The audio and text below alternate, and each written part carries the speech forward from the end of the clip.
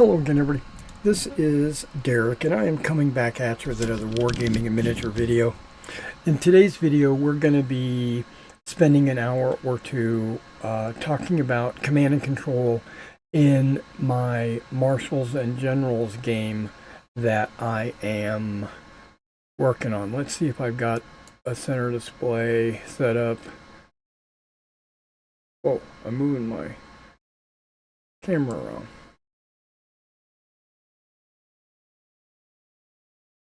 Oh, it's locked. No wonder.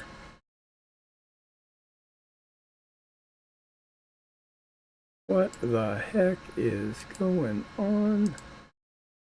There we go. That's what I wanted to be able to move around.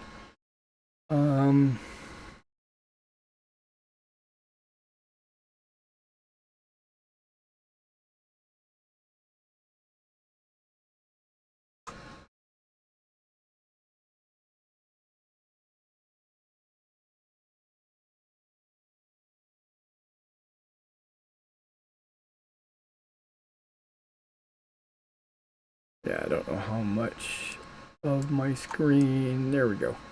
And let's go ahead and get rid of that. Boop. Boop, boopy doop.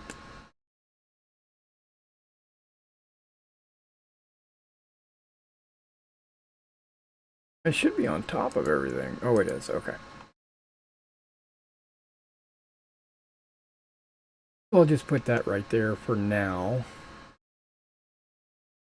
That's on my center screen.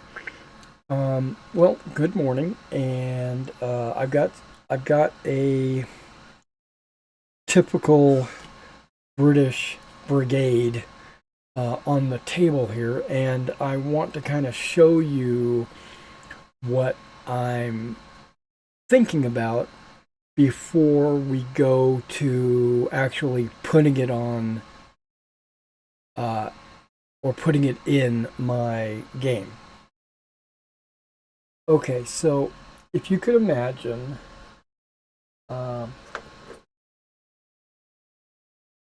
reaching around my camera, I don't know if you can see it on screen right here, but yeah, I'm reaching around just to give you guys an idea of a typical brigade, and we're going to be working with the division and the brigade commander today. This is going to what am I trying to say? This is going to lean into command and control for every army and every brigade. But I'm just using these as kind of a visual aid, just so you can kind of see what I'm talking about. Okay, so I got all these bad boys. Which I probably could slide a little bit more over this way so it could be easier to see. There we go. So this is, I don't remember which brigade. It's not Colonel Best's brigade, I know that. I guess I could pull it up, but it is a specific brigade that is actually at Quatre Bras and Waterloo. It contains the 73rd, the 69th, the 30th, and the 33rd, and the 33rd. Yep. So these four battalions form up this one brigade, and this would be your brigade commander, right? Now remember, I'm putting all my commanders on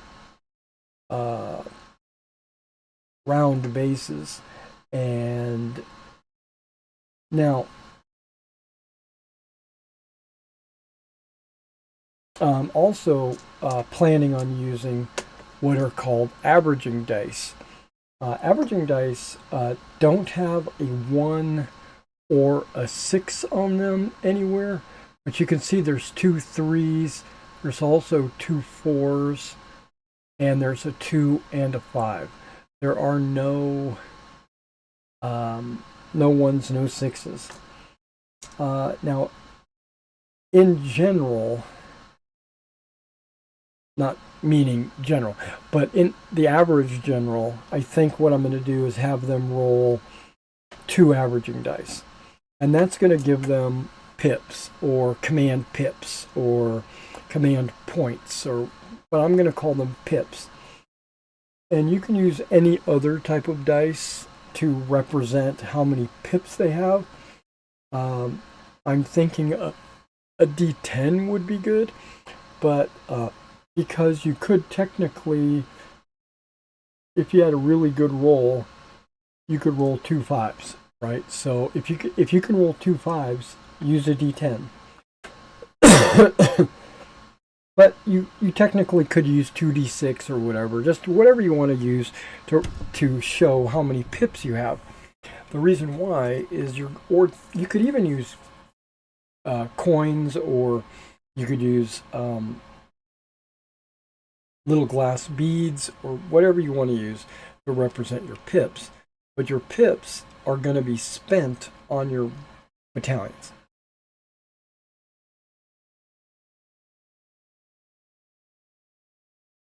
I don't have any of this written down yet, but that's part of what we're going to be doing today. Is I'm going to be typing it up on camera so you guys can see what I'm talking about. Okay, now with those pips, what can you do with them? Well, remember that there are any number of formations that you could technically be in. You could have a battalion in march column. You could have a battalion in line. You could have a crazy battalion that you've extended too far, right? Maybe you've done something like that. All of these are legal formations. Now, because there's no illegal formation. Let me just try to break that down. There's not really an illegal formation. There are formations that give you bonuses, and it would be beneficial to be in those formations, and that's why I'm not really making anything illegal. So, because you could lose bases in combat. So hypothetically, let's say you've got a line and then you lose a base and you have to pull a base off. Well, now you got a single figure, so that's perfectly fine. So I'm going to allow people to deploy pretty much however they want. Now, I might have a maximum of 4 wide. I'm kind of considering that as a possibility. Boy, I'm super thirsty this morning, and I am sorry, but I just got to wet my whistle.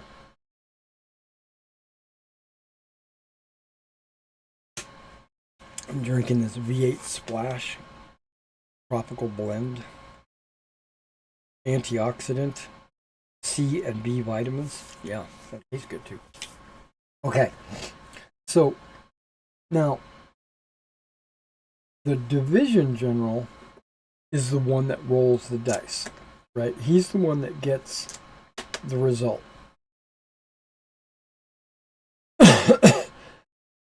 So why do I need a brigade commander? Technically, you don't. Sorry.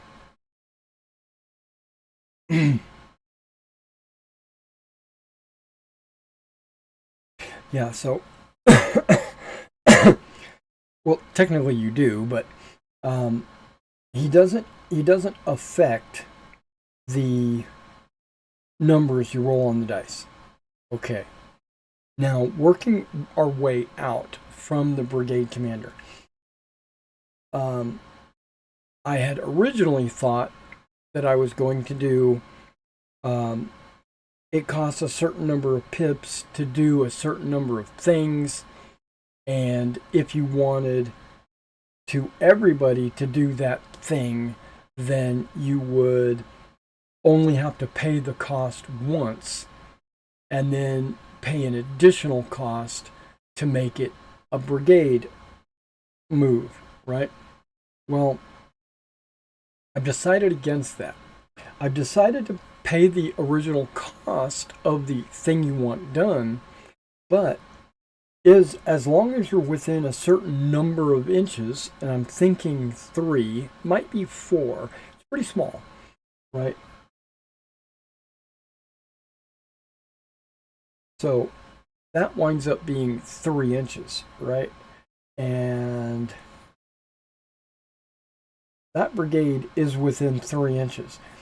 So he would qualify. Anybody within 3 inches would be in range of that brigade. I'm thinking maybe 4, 3 or 4. Yeah, it might be 4, but I'm kind of focusing on 3 because I want my brigades to be nice and tight, like they are on the table right here.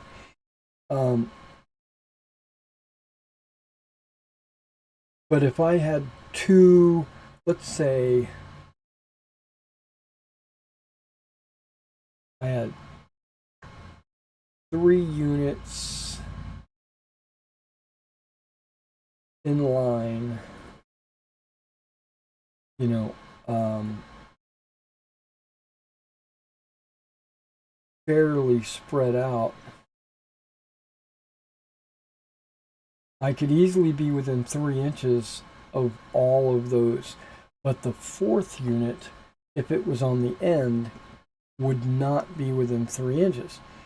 So he would not qualify for a brigade move, right? He would his movement would have to be paid for separately, which is fine because you pay once for the brigade, then everybody in the brigade gets to do that thing, and then pay one more. This is coming from the division general, paying one more time for that other unit, and it gets to do things. So everybody would get to do something, but you would just have to pay twice. You pay once for the brigade and then once for whatever unit was outside. All right, so here we go. Movement, right? I think every unit is going to have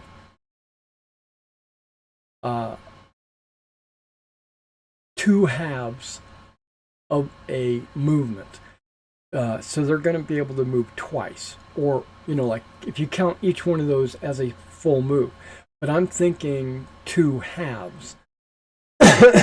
We'll figure it out. We'll figure out how I want to do it. But basically, it's 2 moves. If you're in a march column, right, you only have 1 rank width. You get one of those 2 moves are free. No pips. So he gets to do one thing for free. It doesn't have to be move. It could be a thing. And we'll get into that in a minute. Like formation changes or formation changes, right? It's moves or formation changes, pretty much all he has to do.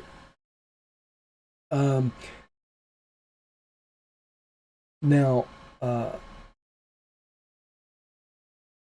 rest of the battalions, let's put this back the way I had it. There we go. Right, and this guy was out here like this. All right, so you got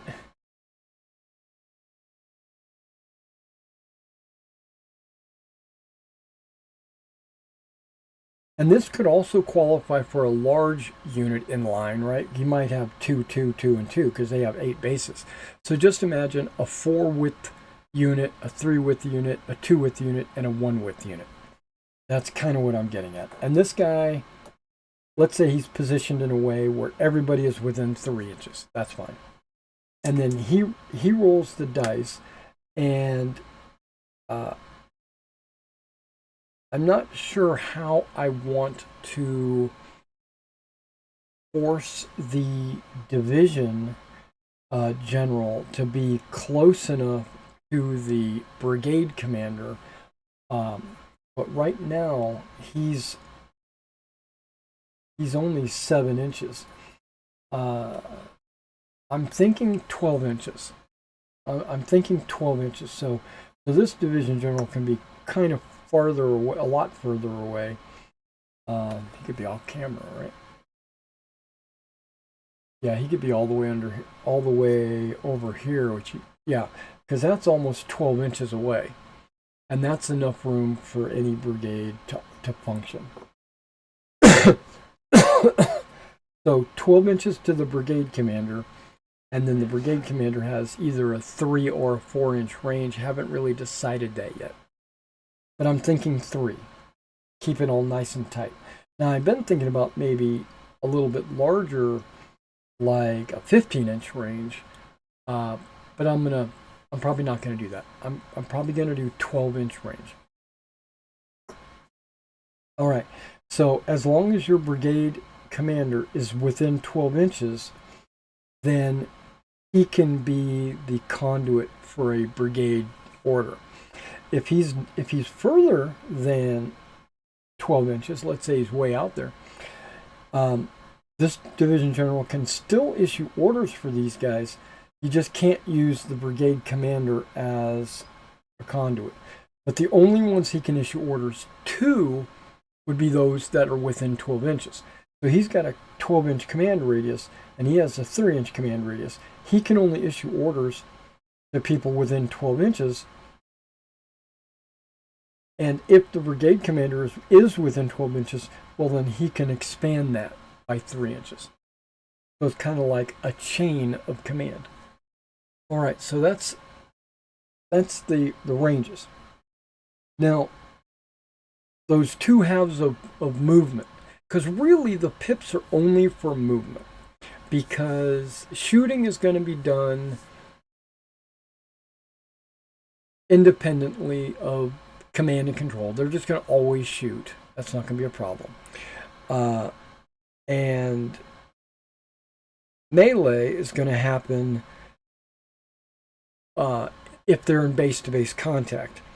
And the way to get them into base-to-base contact is with movement. All right, so let's talk about how many pips it takes to move these guys. Okay, well, I've decided to make it free, right? So when you're using your brigade commander, you don't have to pay an extra one to get everybody to move. If they're within the 3 inches of him, they can all go on the same command. Now the command has to be the same for everybody, like move forward or wheel and move, or it's not just a free, like everybody gets a pip. It's everybody has to receive the same order. And most likely it'll be move forward. It could be extend your line or retract your line. Now, he is not obligated to, like if he receives that order, he doesn't have to give it to everybody, but he can give it to everybody within 3 inches. Okay, so basic movement, right? It costs 1 pip to either extend your line or retract your line by 1 base. Okay, so if this unit wanted to extend its line, it would just cost 1 pip, right? And then it would just go like that. That was extending it by 1 line, 1 file. And if you paid a second pip, you could extend it by 1 more file. So he can extend it as many times as he wants to spend pips. But that's not 1 pip, that was 2 pips. And that was extend, right? So if he received an order to extend by 1, they all could extend by 1. Or if he gives an order to retract by 1, it's also 1 pip, then they all could retract by 1. you know? Okay. But they don't have to.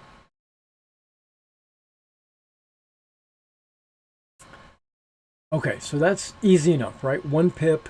One of these, you know, on the average, because they're averaging dice, I should roll a 7 on the average. So that would have been 1 pip to exchange or retract. And then you get a second order, right? Because you get to move twice. So he could retract 1 more, right? So he could go into like a march column like that.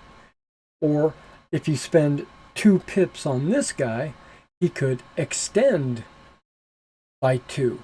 But remember, if you start in a march column, you get 1 free pip, basically.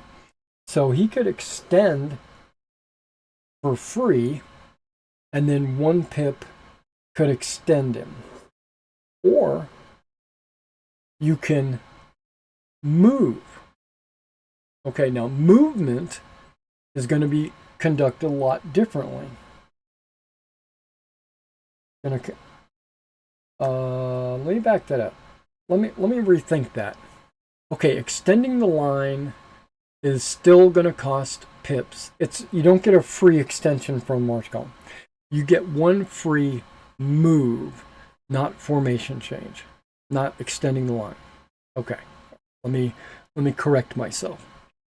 So movement is done a little bit differently. It costs a number of pips equal to your ranks, your files. So this guy, to move, would only cost 1 pip.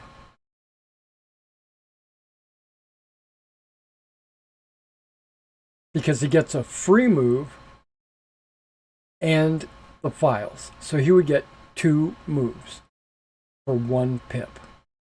Because he gets 1 of them for free. So far, so good?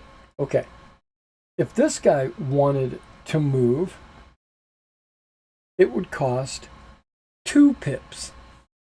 Because that's how many ranks he has. Now he has the option to move half of that and only pay half pips. So he could move half, which is 1 of the 2 moves, would be half his ranks, rounded up. So it would cost 1 pip. 1 pip, he gets 1 move. 2 pips, he would actually get his full move, or 2 moves. So far, so good. So it's almost like a pip per move for this guy. This is 1 pip, he gets 2 moves because he gets a free move. Now this guy is 3 ranks. So it would cost 3 pips, he gets a full move. Right? 3 pips, full move. Now if you only wanted to do a half move, and the reason why you would want to do a half move would be because maybe you wanted to extend your line by 1 or retract your line by 1, then you could move and extend or move and retract. And that would cost pips for movement and then pips for retracting. Because remember, you get to do 2 things. Okay.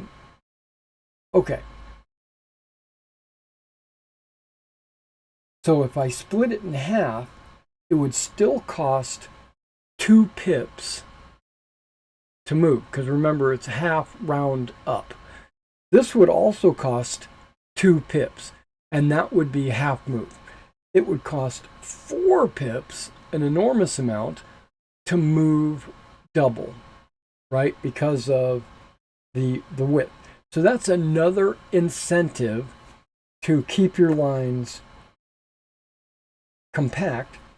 This would only cost 3 for a double move, which is not too bad. So what is that doing in my mind of minds?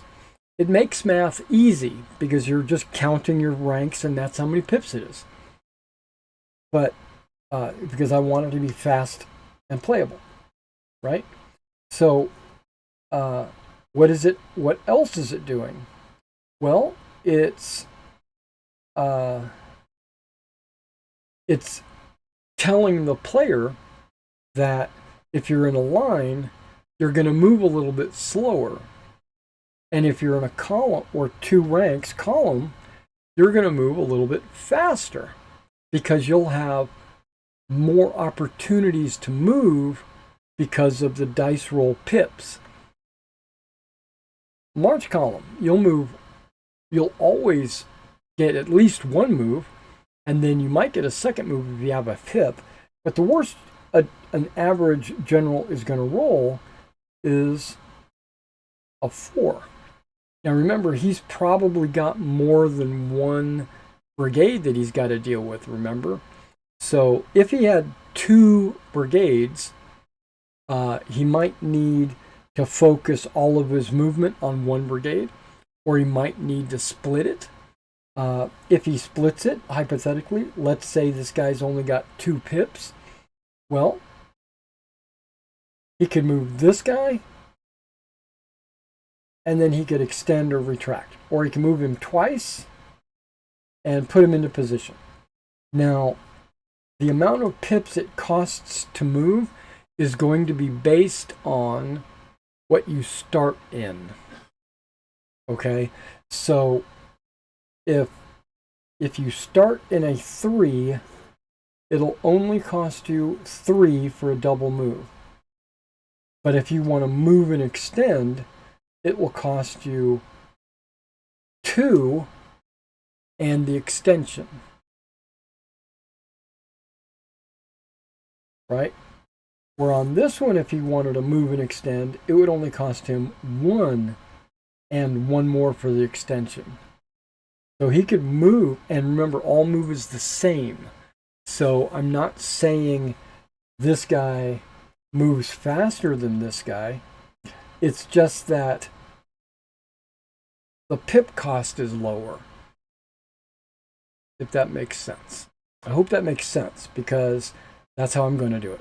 We're not drawing cards. We're not issuing orders, and stuff like that. Now, I am going to incorporate a wheel. Now, I've considered just measuring distances from outside edges, making like a wheel template, and just saying you can, like if you do a 1 move, you can maybe just hypothetically, maybe a move is 6 inches, right? And you want to move 6 inches, you just measure 6 inches from the outside edge, and that's how you wheel. I think it's going to be something like that. I don't, like in Napoleon's battles, as using that as an example, wheels are at half-inch increments. They count as an inch, but they're only measured as a half inch.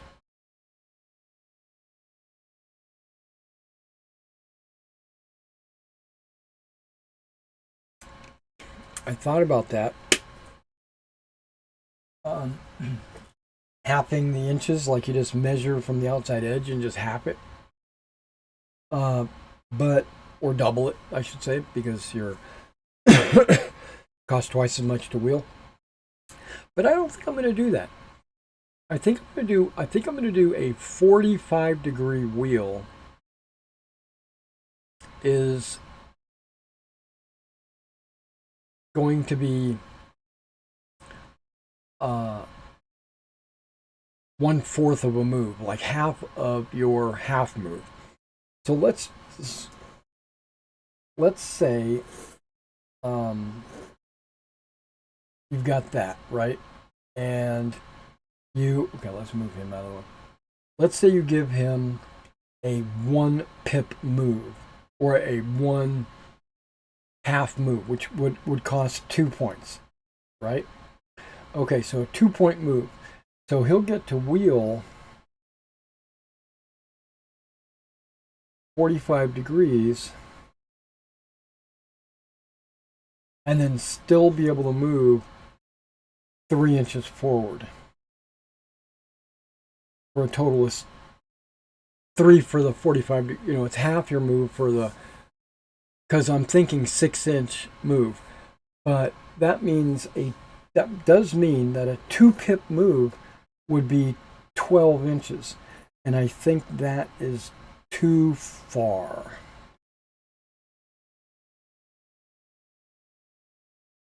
I want my 2-pip moves to be about 8 inches, 10 inches, something like that. I don't know.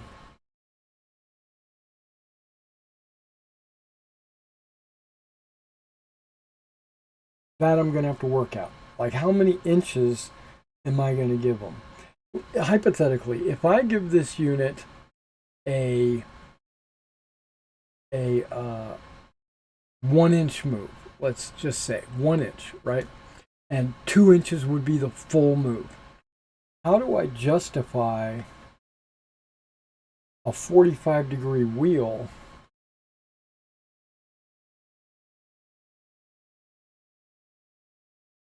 because that would be 4 inches.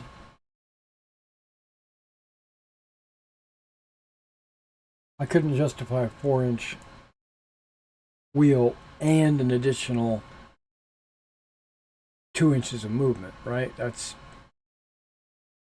or no, I mean, if they only have a 2-inch movement, I couldn't justify that, right? So I'm going to have to figure out, maybe I am going to measure the wheels.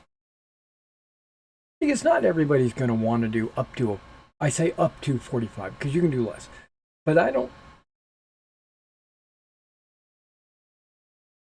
a 45 could be a half move because you could go 45 and then the rest of your move, or you could go 45 and another 45 or a 90-degree turn for a full move.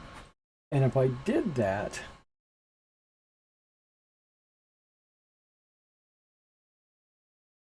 a 90-degree turn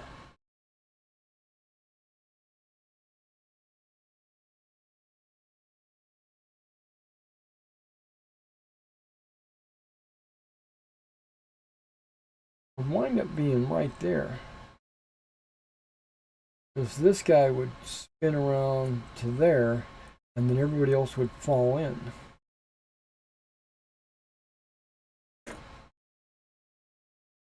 So a 90-degree turn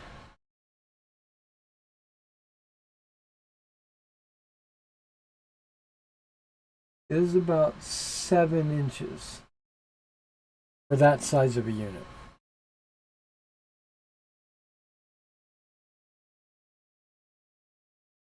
So I think I might go with a 6-inch and just let them wheel, you know, let them just measure from the outer edge.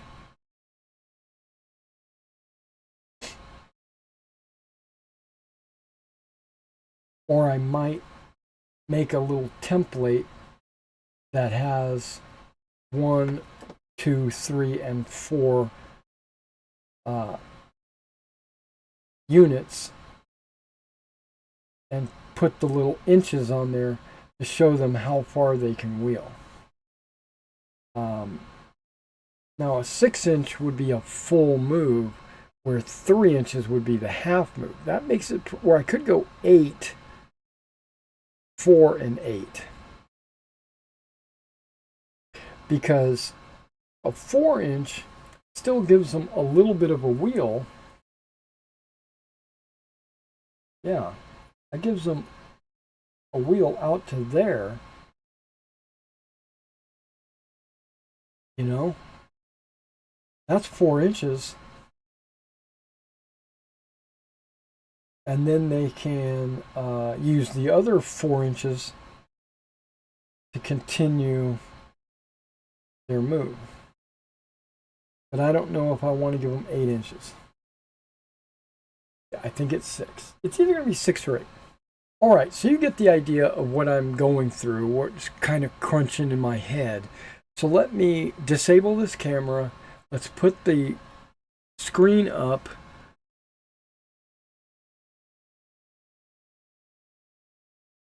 And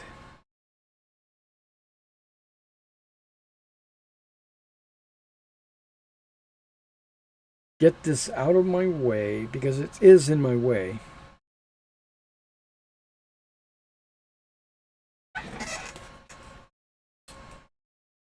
Bear with me while I touch the sky.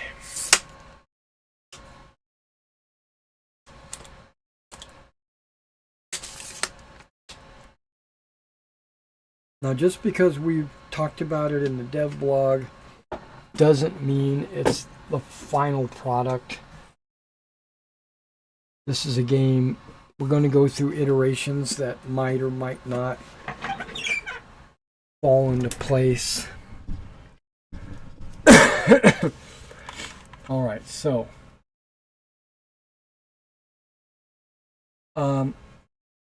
hey, the Kraus. Hey, Kraus.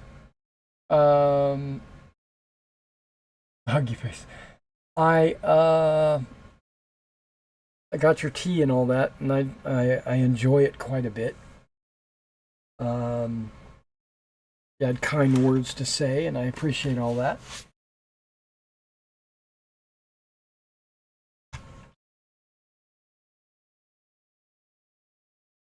All right, so I also took some photos this morning of my units. I'm going to... Oh, you can see that? Interesting. Oh. I'm gonna probably... What the heck is this? That was a mistaken photo. I'm gonna delete it. Gone. Okay, so let's view these a little extra large. Okay, perfecto. I'm going to scroll through and maybe put some pictures in here where I think they belong. Like this is perfectly fine because that is actually what I'm using.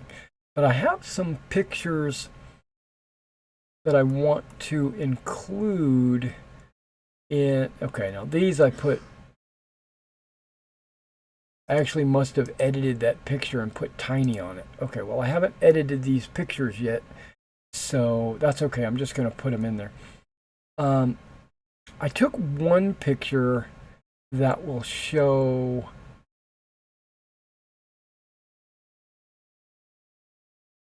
each basing, right? So let's see if this works.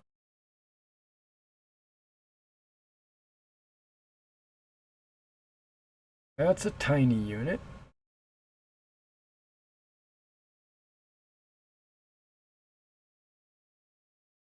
Not sure which of these pictures are better, but we're gonna...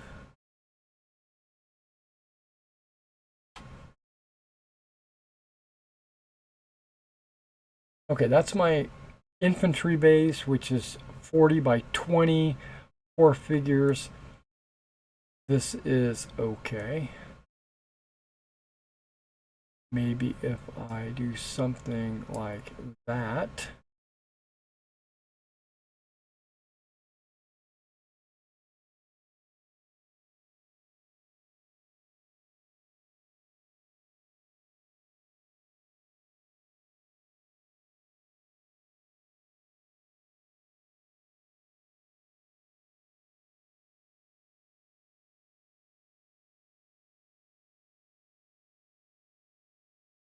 I could make these much smaller. They don't need to take up the entire page, do they?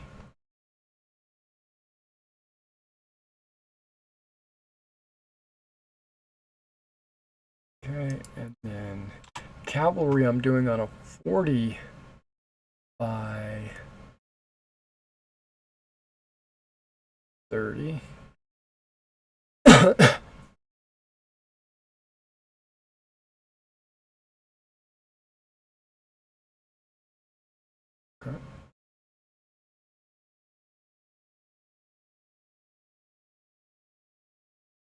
I don't think anything else is going to fit on this page, but we're going to give it a shot.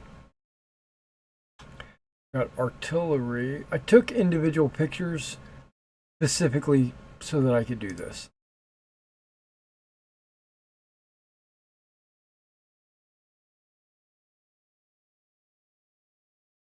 Yeah, it's not going to fit.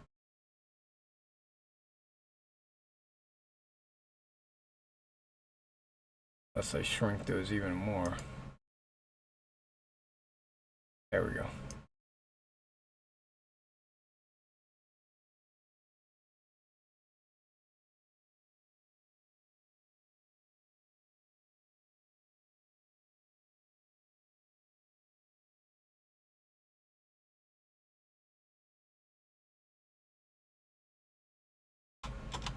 And then the limber, I even took a picture of one of them, I think.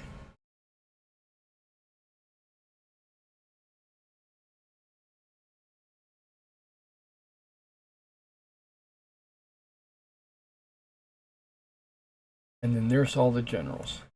Right, so those are all the bases that I'm working with. Infantry, cavalry, tiny units are on skirmish bases, and then artillery and limbers.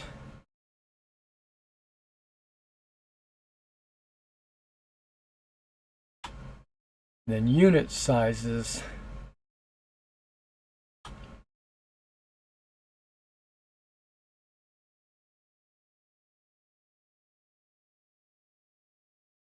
We got a tiny unit.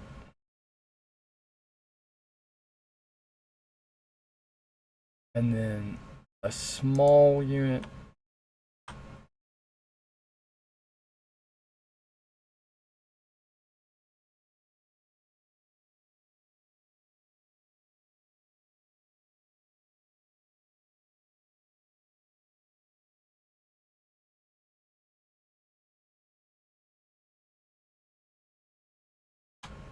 Now I'm not sure if I did this. Oh, I did.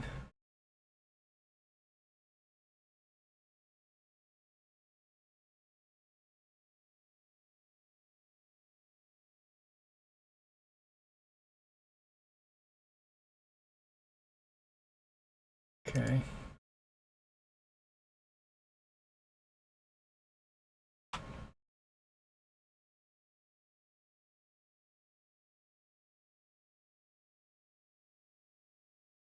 Medium, we're going to go infantry first.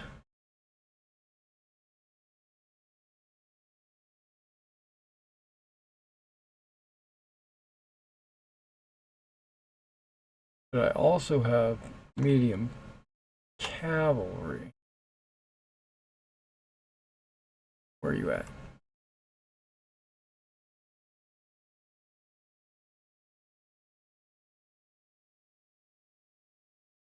Four bases of cavalry.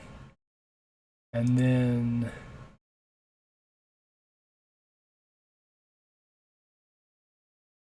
large.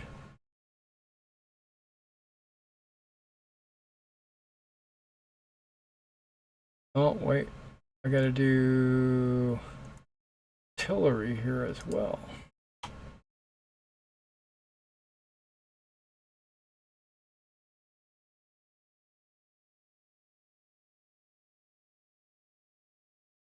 Perfect. Yeah, it works out okay.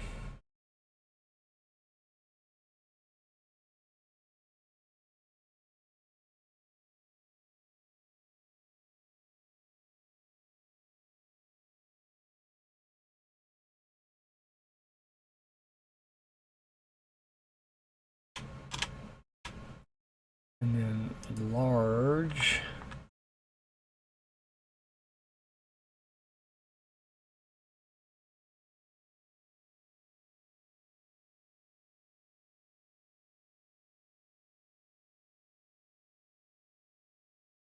Infantry.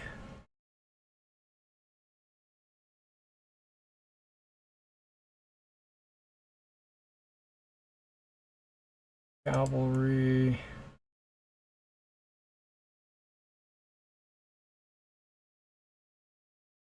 And artillery.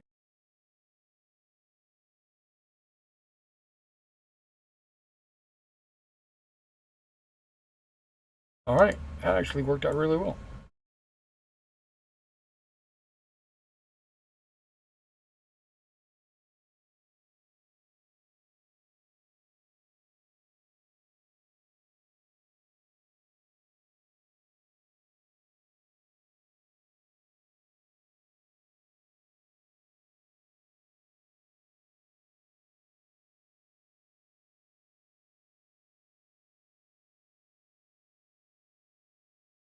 Okay, I'm just kind of reading my notes here. Okay. Ranges. Move distance. Okay. So, hmm.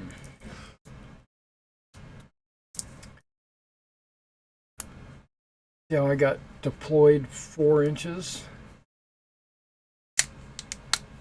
Hmm.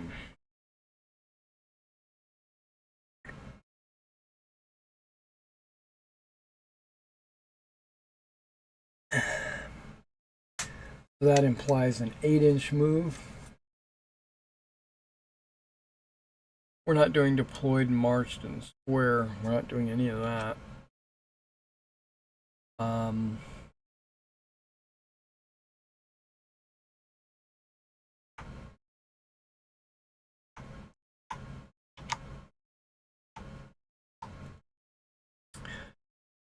so a move, right? Do I want to say half move, full move? I don't.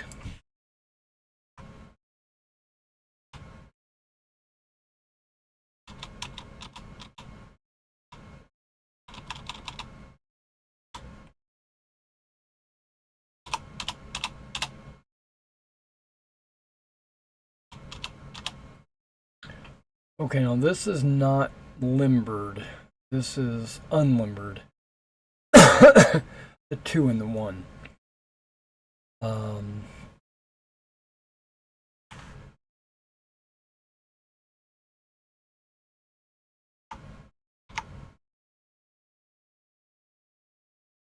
I might do a limbered. Okay.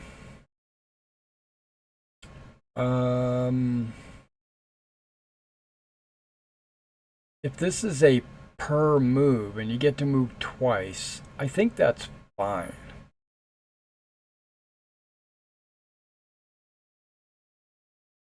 Per move and you get to move twice.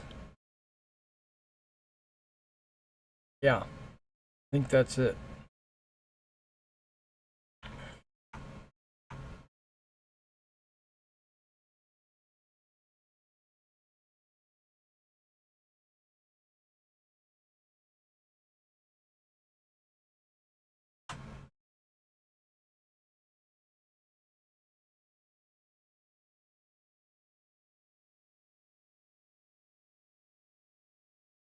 Hmm.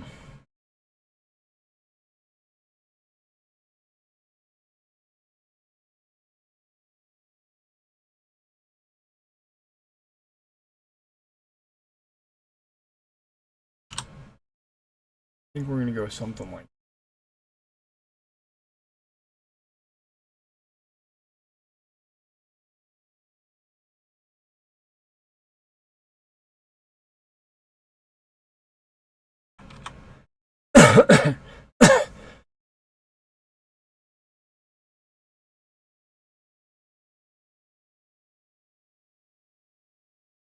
Okay, players roll for initiative each turn to determine who will activate their brigades first.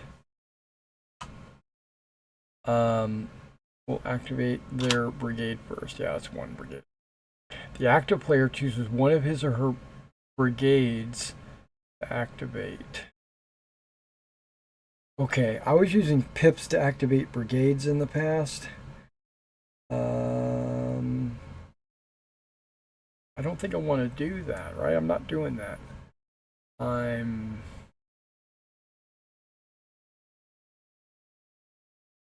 rolling.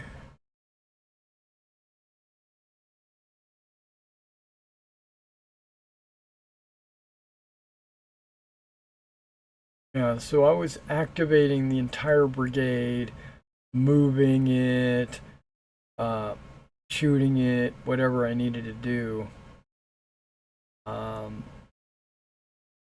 Don't think that's what we're going to do.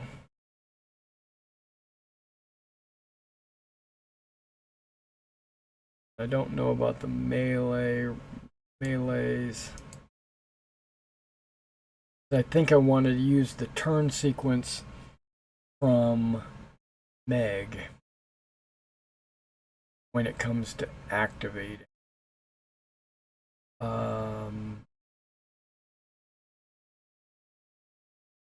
But I could be activating individual battalions, or I could be activating entire brigades. Okay, so the active player uses one of his or her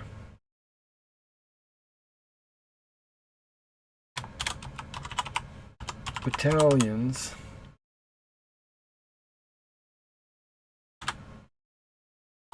or brigades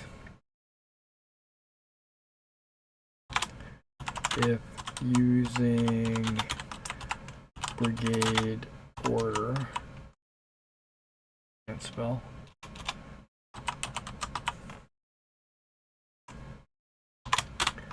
To activate. Issue order to each battalion in turn, performing the order.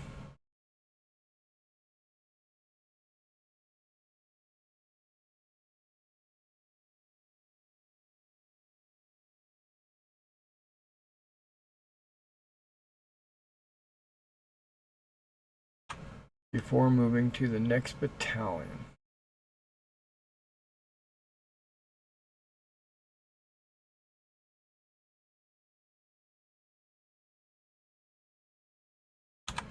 Proceed to step 3. Okay, after all battalions have received and performed their orders, something will happen after that. Okay.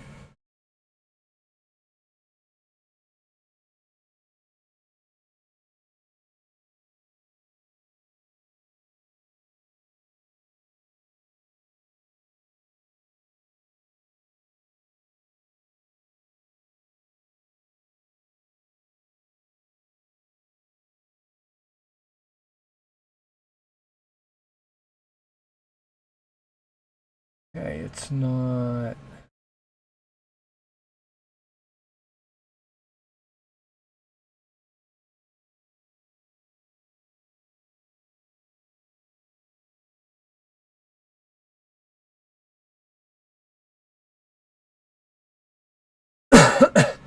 Okay, that might help.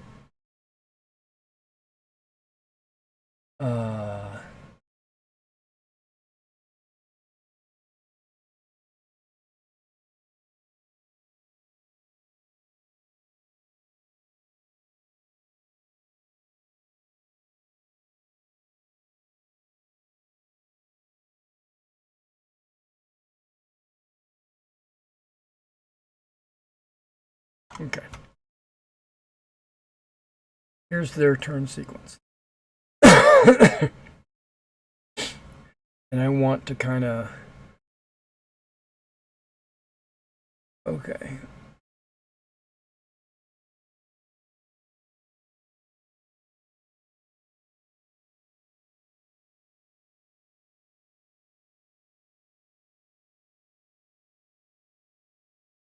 Yeah. Okay, let's scratch the entire thing.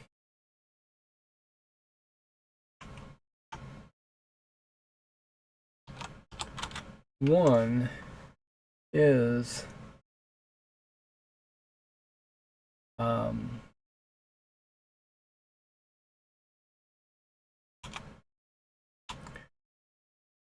one.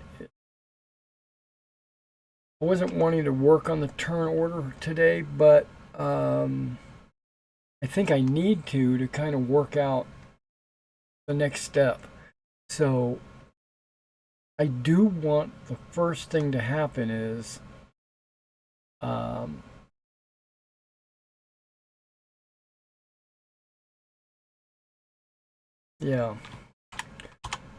roll for initiative using overall commander's initiative modifier. Okay, so certain overall commanders are going to have better initiatives than others. Right. And then the next thing is roll command dice for each general on both sides. Okay, in any order,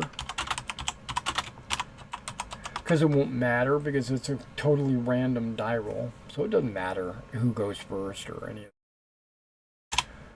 that. Okay, and then starting with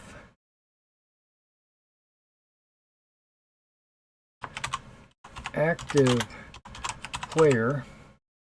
What? Player?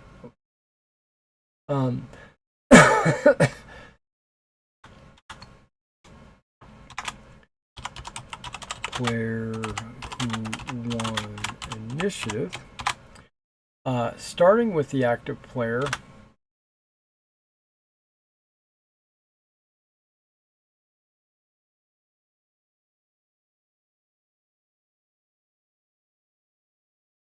declare charges.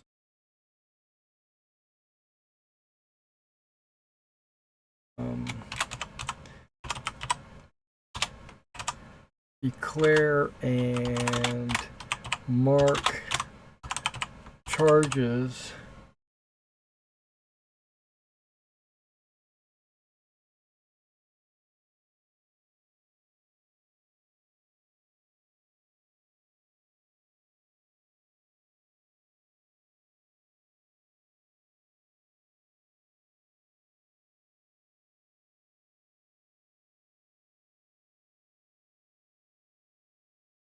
Yeah. Okay. We'll get back to that.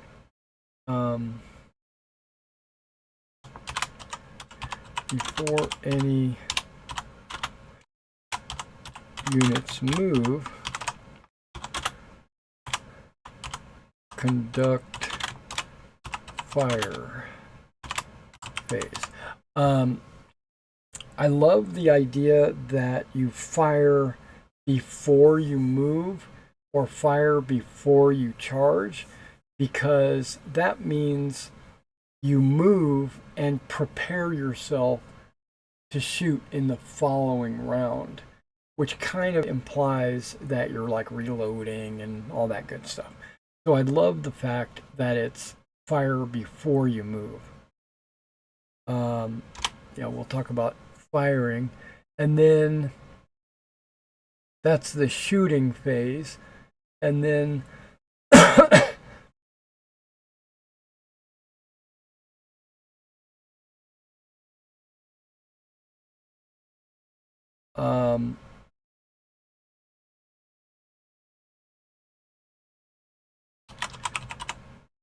starting with active player, move. Wait a second, hold on.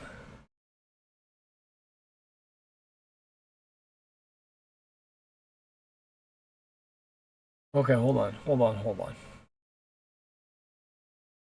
Declare and mark charges.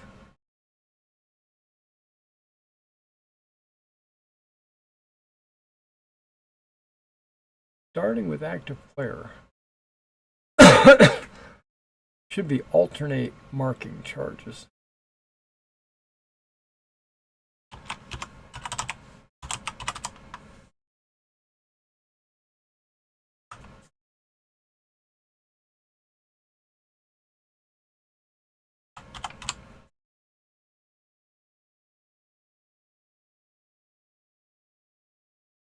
Um,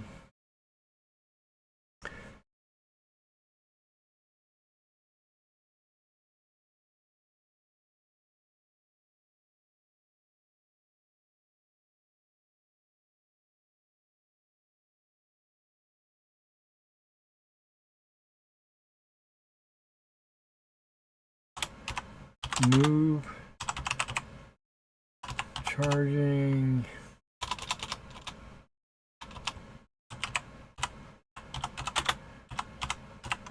move the charging units, conduct stand and fire,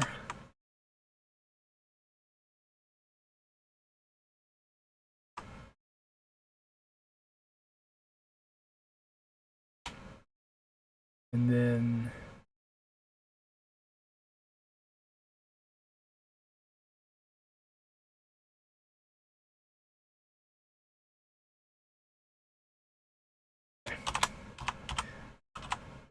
conduct charge. I know where that's good. Okay, perfect. Conduct charge combat. That's right.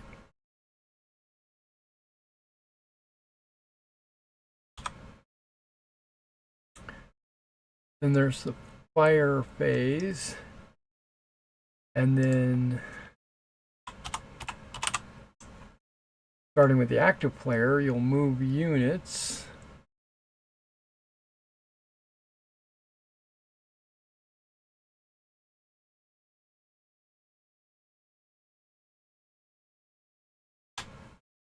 Which are all those movements that don't enter combat, because the ones that entered combat had to be declared. And then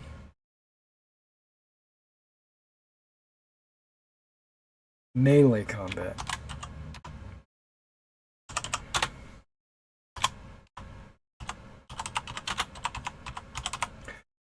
That would be conducted with units that are still locked into combat.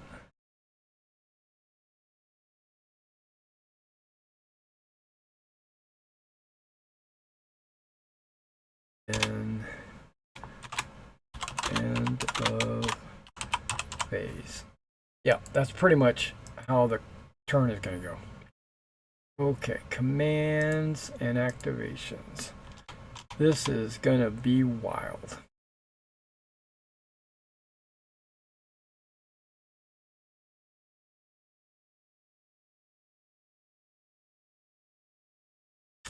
Okay, that's not really incorrect.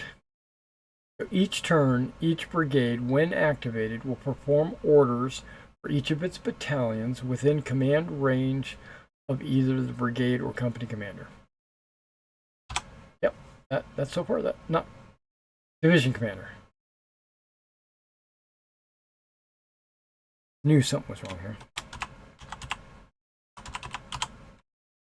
Okay. One order per battalion, one battalion at a time, must be executed before the second battalion be given an order. Once every battalion has received or performed their orders,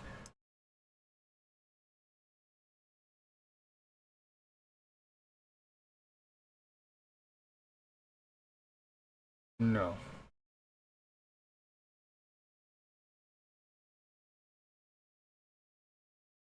Once every battalion has received and performed their orders,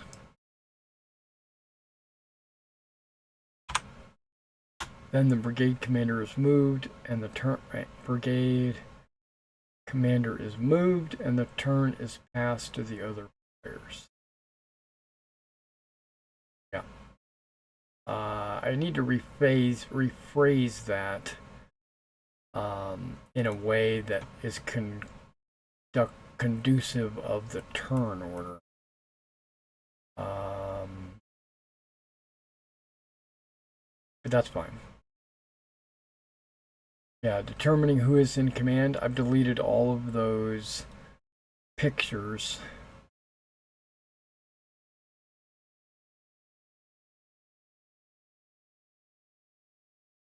Yeah. Like, well, maybe I hadn't deleted all these pictures.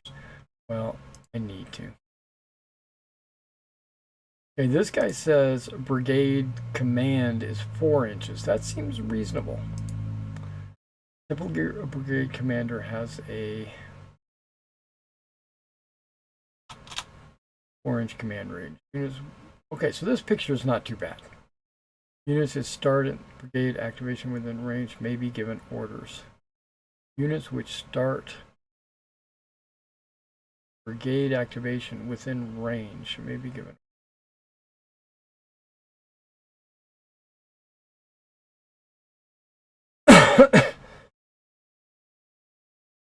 Make sure he is within the division or corps commander's range. Yep. So.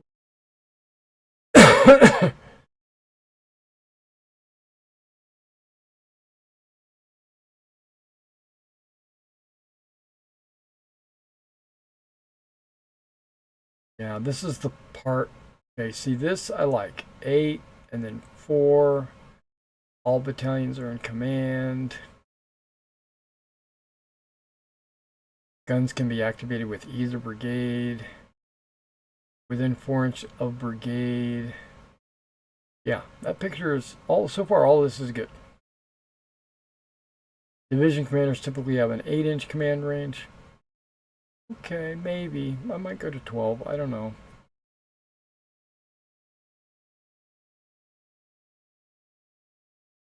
Yeah, this picture is a little too convoluted, so I'm not going to use that.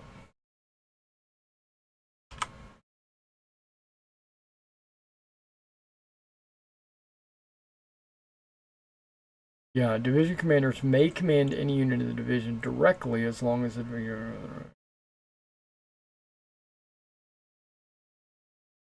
Yeah.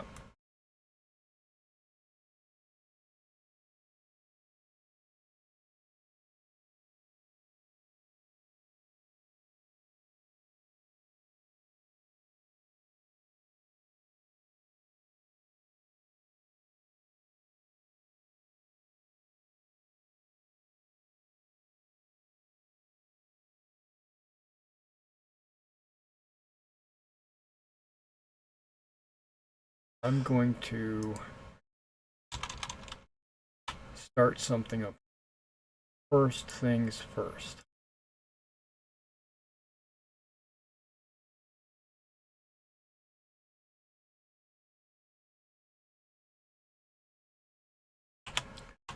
Roll command dice.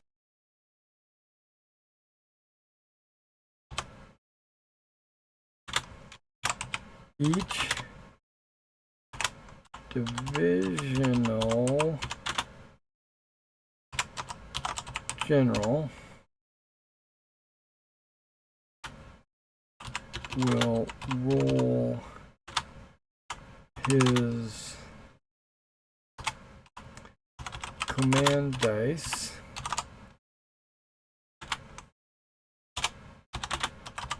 which are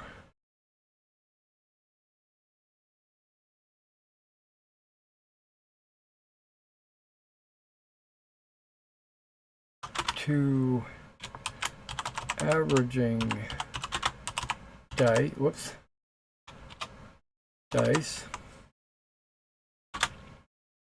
2 through 5.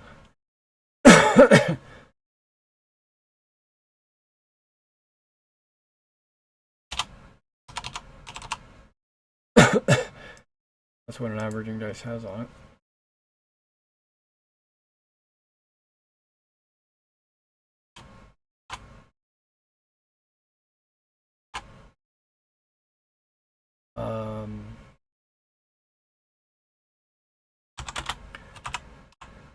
Which will give his division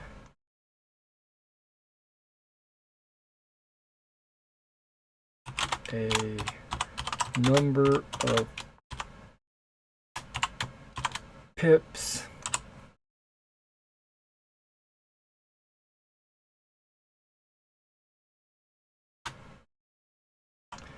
equal to the rule. Okay.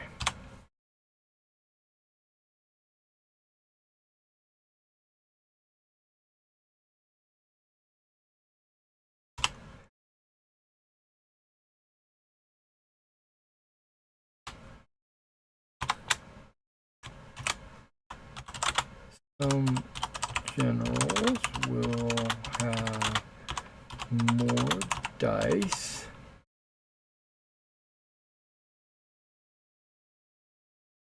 more or less dice.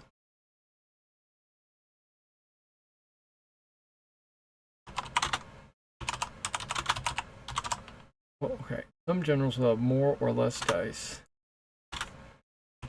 or possibly a plus or minus modifier. Okay, so like I was thinking that some really good generals might get 3 or 4 dice, making them crazy good, and then other generals might get a plus, the normal 2 dice, but with a +1, or 2 dice plus 2. The +1 and +2 will guarantee that they'll, have a certain number of pips every turn. But 3 dice will, possibly give you basically up to a +5, but it's more of a variable. It does average at 3 or 4, which I think a +3 or 4 is incredibly high. So most generals are going to have 2 dice plus 0. Some good generals might have +1, and some exceptional generals might have a +2. And that's kind of where my mind is going when it comes to how many pips you get.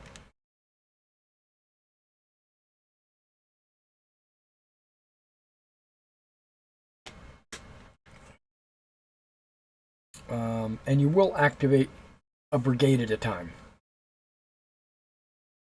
Okay, that's not changed.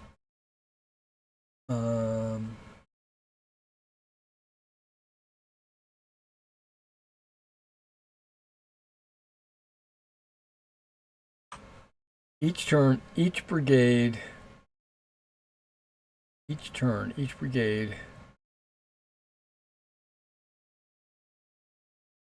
when activated, will perform orders for each of its battalions within command range of either the brigade or division commander. So far, that's all good. Once per battalion, 1 battalion at a time.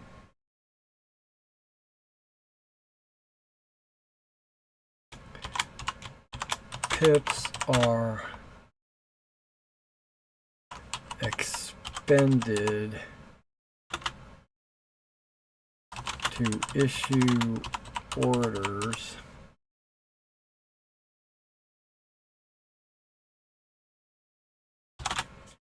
This order must be executed before the 2nd Battalion can be given an order. Once every battalion has received and performed their orders, the brigade commander is moved and the turn is passed over to the next player. Yep.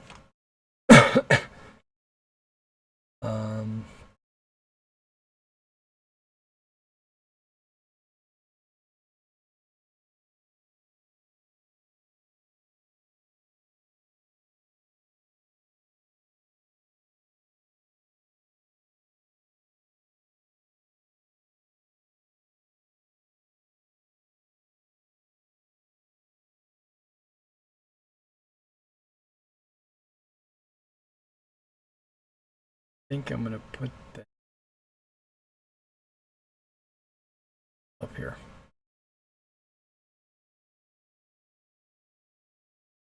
In addition to issuing orders to each battalion,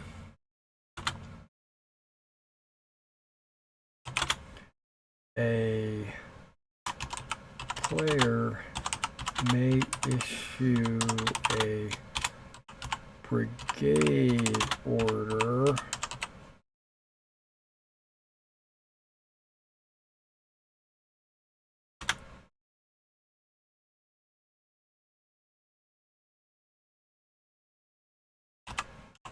which will allow all battalions within brigade command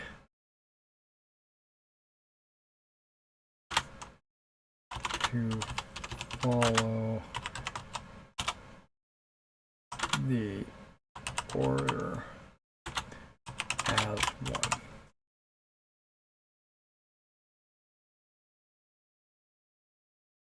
Okay.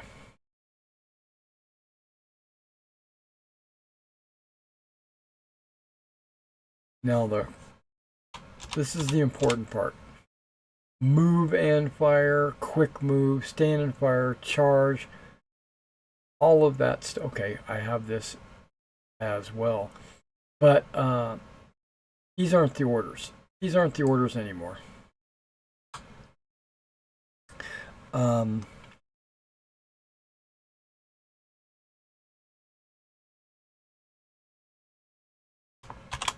Yeah, move is one of the orders. Add or restrict files, formation change,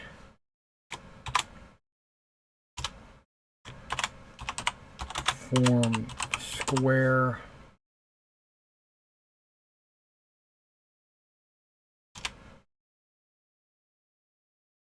charge,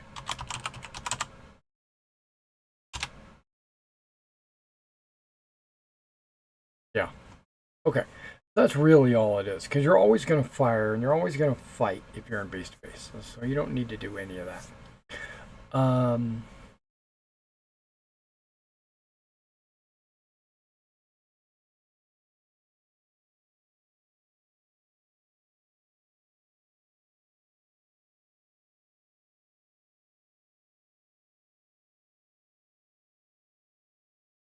Okay.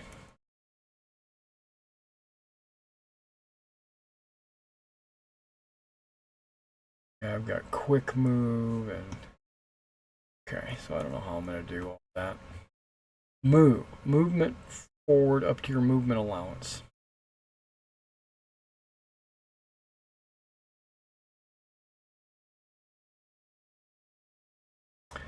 Battalions, no matter what your formation is. Echelon one base width, either left or right as part of this movement. Okay.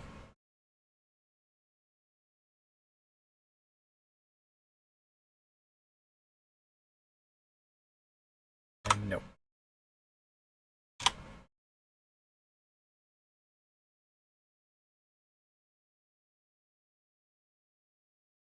Change to a new formation.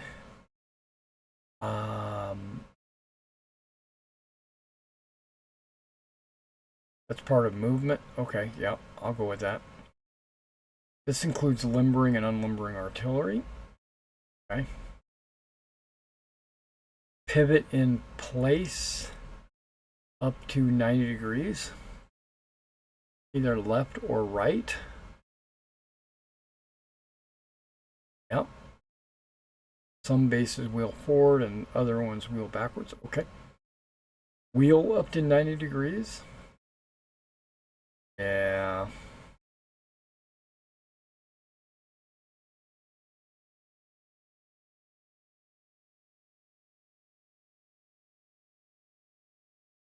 Okay.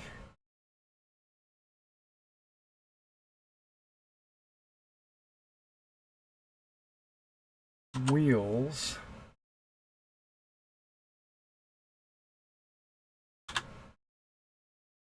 may be performed as part of your move forward, either left or right.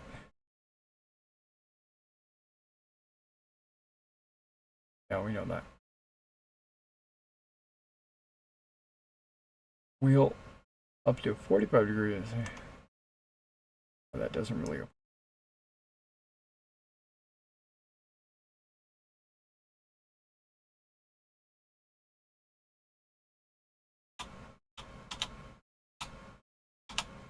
Yeah, about face, the whole unit faces to the rear.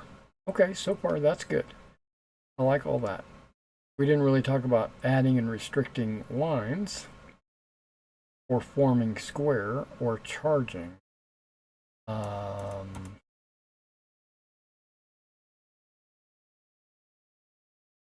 No such thing as a fire or quick move. Stand and fire. That's a reaction. There is going to be something about a threat zone and formation pinned. But I think I want to have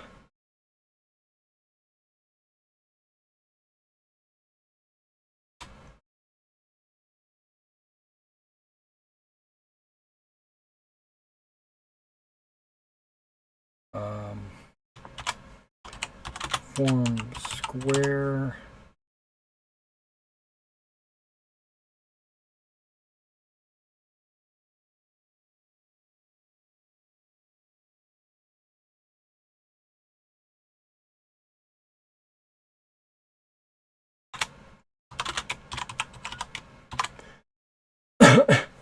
Yeah, so you could do one of these and then another one of these. Okay, form square.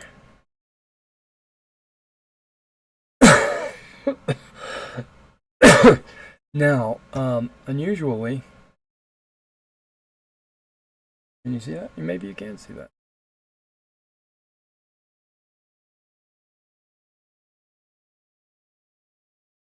Yeah.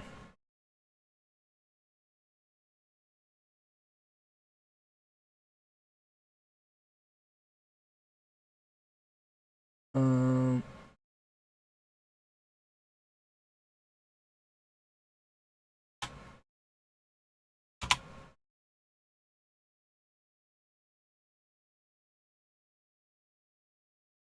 that's your standard square.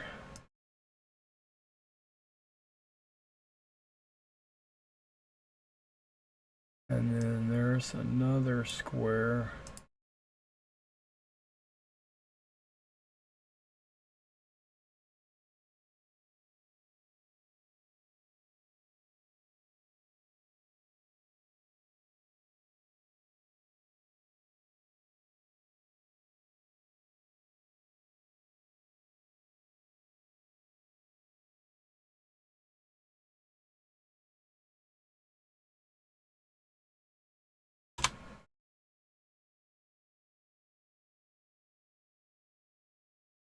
I did pictures with a bunch of different base quantities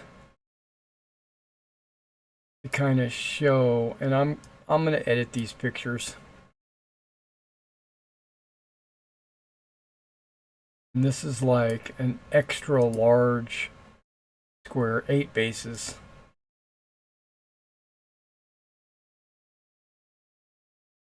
And then I even have a 3 base square. You'll never have a 2 base square.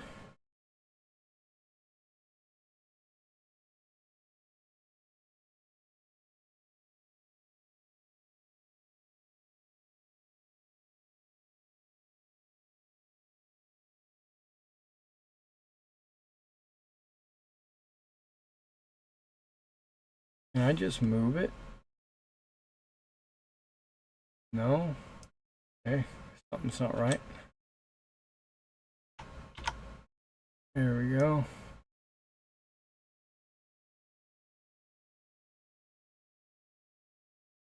There we are. Those are all the squares. Limber and unlimbered. Okay, so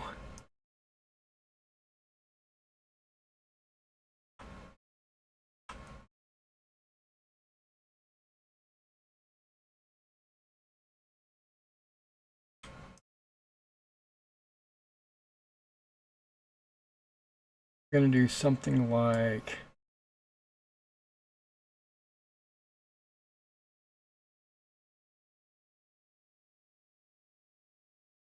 start limbered.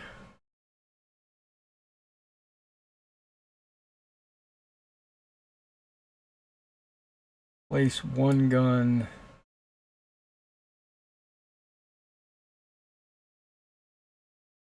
anywhere touching the limber.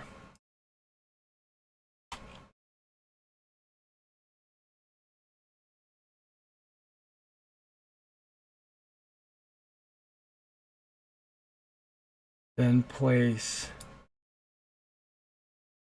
the other gun beside the first gun and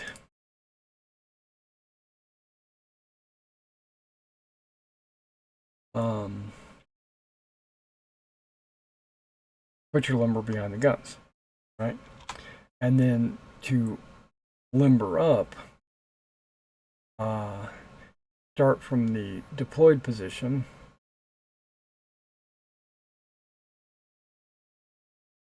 Move your limber and gun out of the way.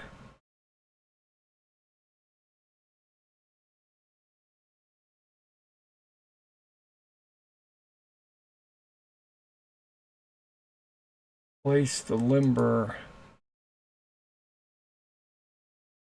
beside the original gun.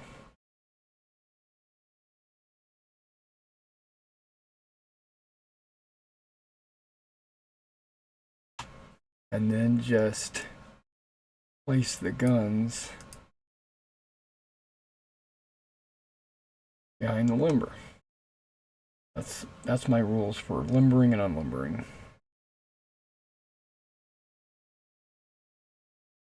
I think that's all my picks.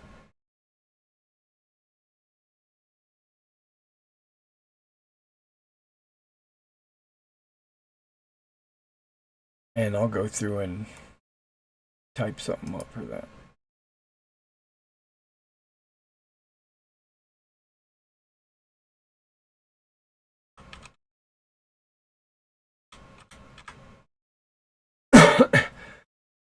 Units within a threat zone and within one move 4 inches of the threat are not permitted to change formation. Only exception is the square test, which happens as a cav unit moves close within 1 move distance.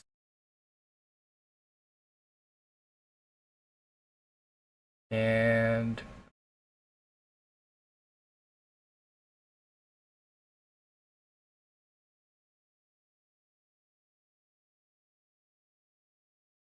and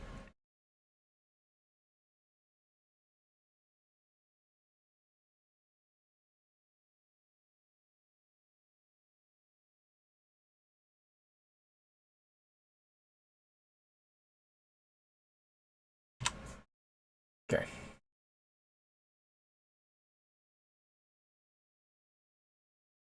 Yeah, so that's going to have to be redone.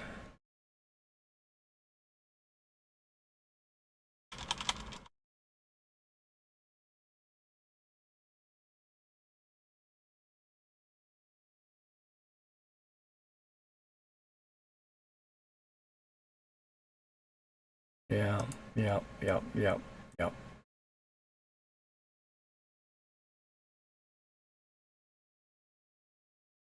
Yeah, so we're not going to have formations like line, attack, march, where we are going to have some of this actually.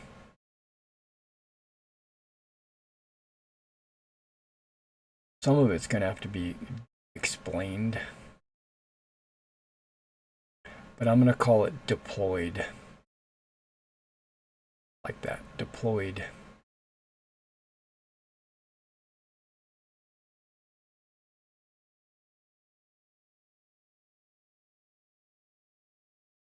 Yep.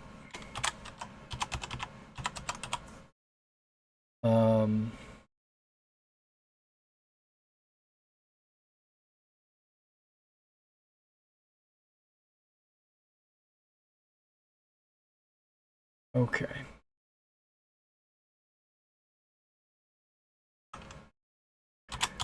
Units deployed to or more files wide.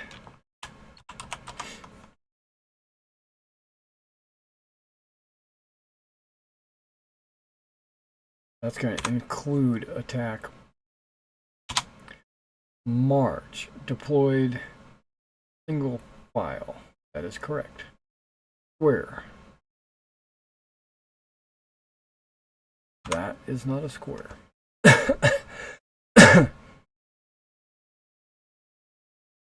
Lost my pictures already.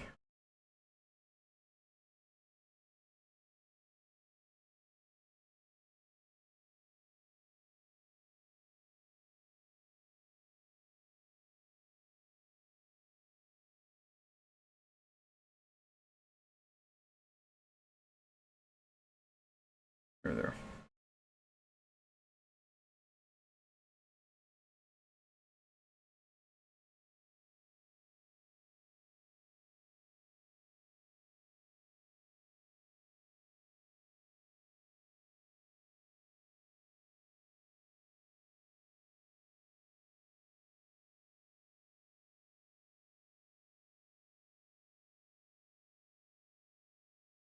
Not going to call it a line.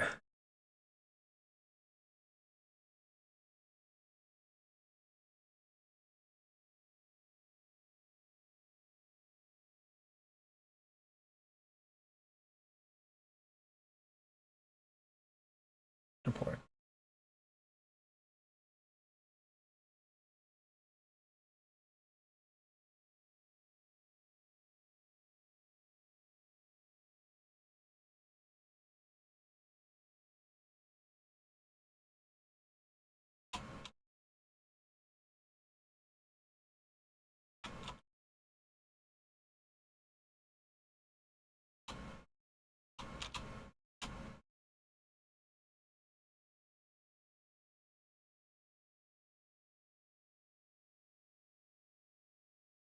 You know what? I'm gonna give that a second picture.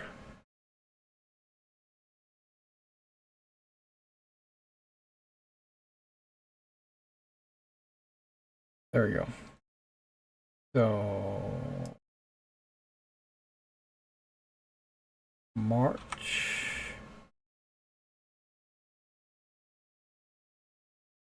I have to replace the pictures because the bases are all incorrect.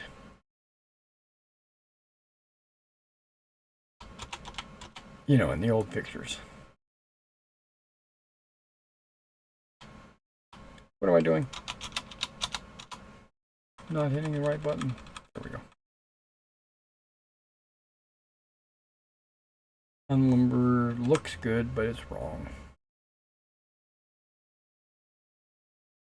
Unlimbered.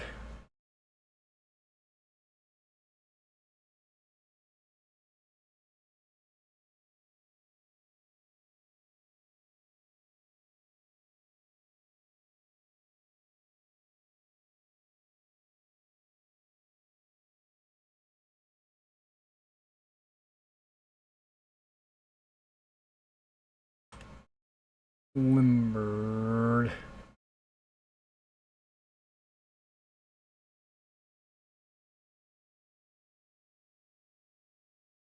There we go.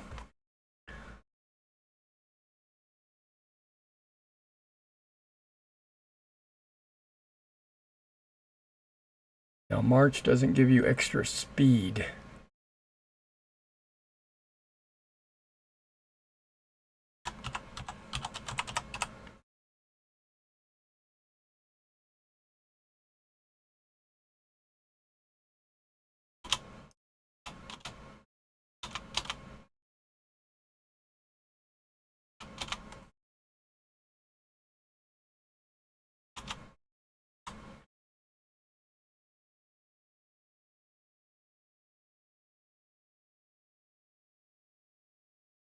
Eight and 6 correct. Yeah. I don't think I'm gonna, I don't know if I'm gonna, give squares an opportunity to move at least one inch. Yeah, we'll let them move 1 inch.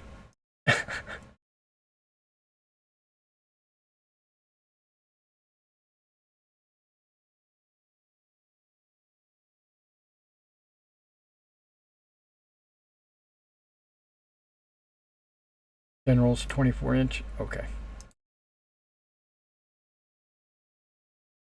If they're deployed, they're moving slow, and if they're limbered, they're moving faster. We already did shooting.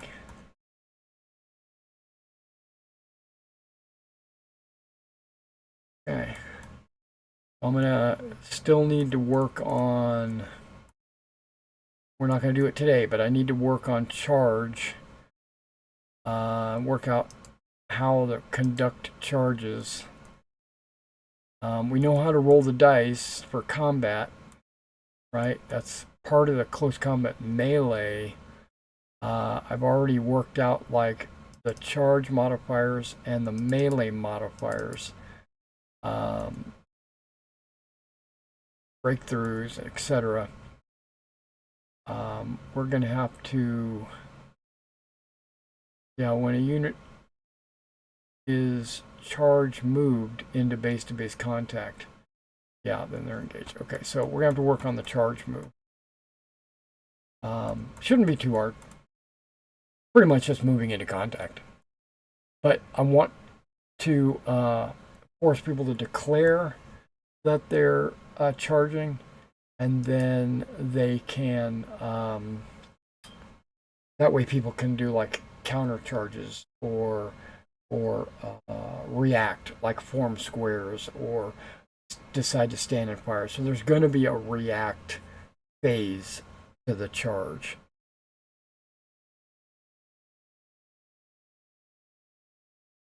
Alright guys, well thanks for coming out and checking out this dev vlog. I'm going to end the video right here and put my mind to thinking about other things. Alright, take care.